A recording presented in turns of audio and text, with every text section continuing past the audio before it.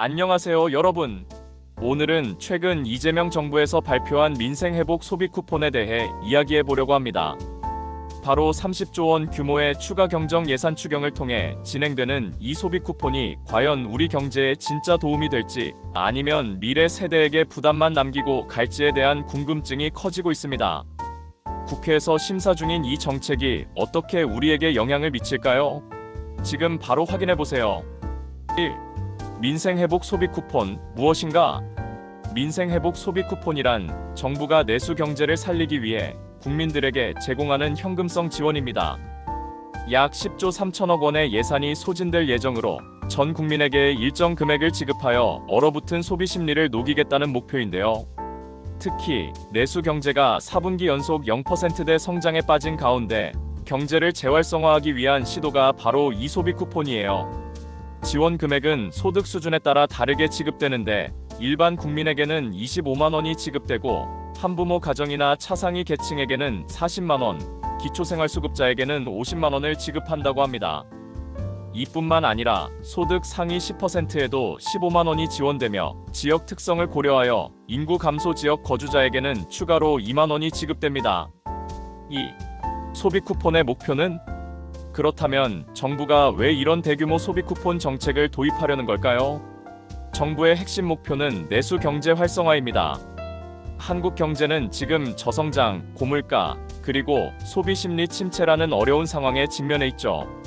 이 소비 쿠폰이 어떻게 소비를 자극하고 경제를 살릴 수 있을지에 대한 논의는 계속되고 있습니다. 정부는 소비 쿠폰이 소비 진작뿐만 아니라 경제 성장에도 긍정적인 영향을 미칠 것이라고 예상하고 있어요. 실제로 국회 예산정책처는 이번 추경을 통해 경제 성장률이 최대 0.32%까지 상승할 수 있다고 분석했죠. 3. 소비 쿠폰 수혜 업종.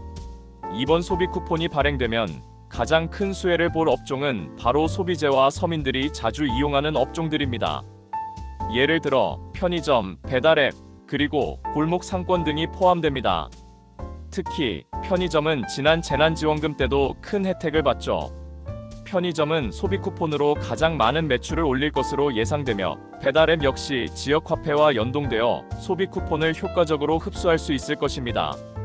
온라인 플랫폼이나 가전제품 업계도 대대적인 반사이익을 보고 있죠. 4. 소비 쿠폰이 한국 경제에 미칠 영향.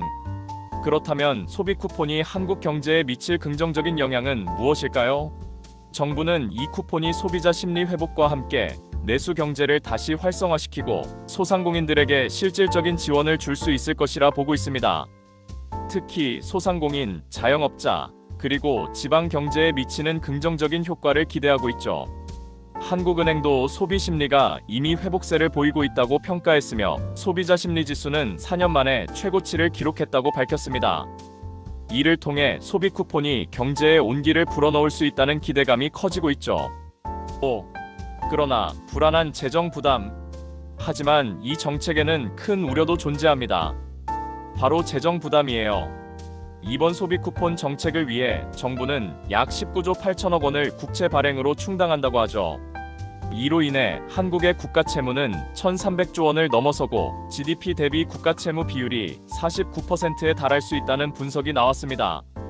국회와 야당에서는 재정 포퓰리즘이라고 비판하며 미래 세대의 부담을 지울 수 있다고 경고하고 있습니다.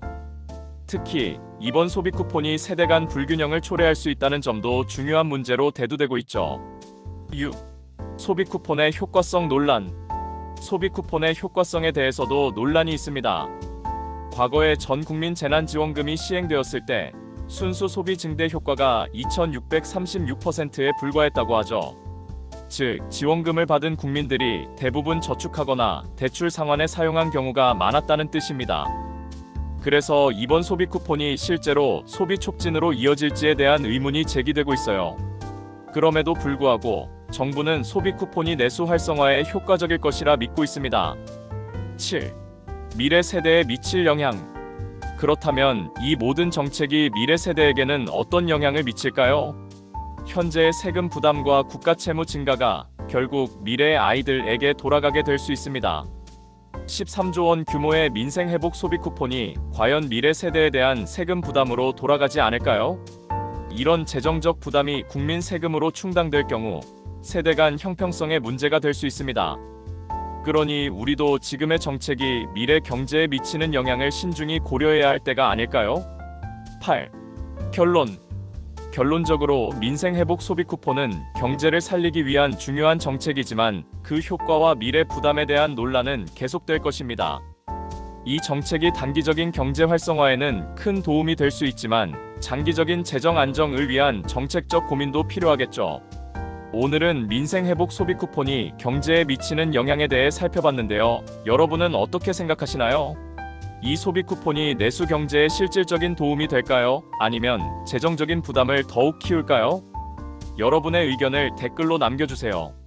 그리고 이 영상이 유익하셨다면 구독과 좋아요 꼭 눌러주시고 알림 설정까지 해주시면 더 많은 경제 정보를 놓치지 않으실 거예요. 앞으로도 경제에 대한 다양한 주제들로 찾아올 테니까요. 여러분의 소중한 댓글은 항상 저에게 큰 도움이 됩니다. 궁금한 점, 의견 모두 환영이에요. 함께 이야기 나누어요. 그럼 오늘도 좋은 하루 되세요.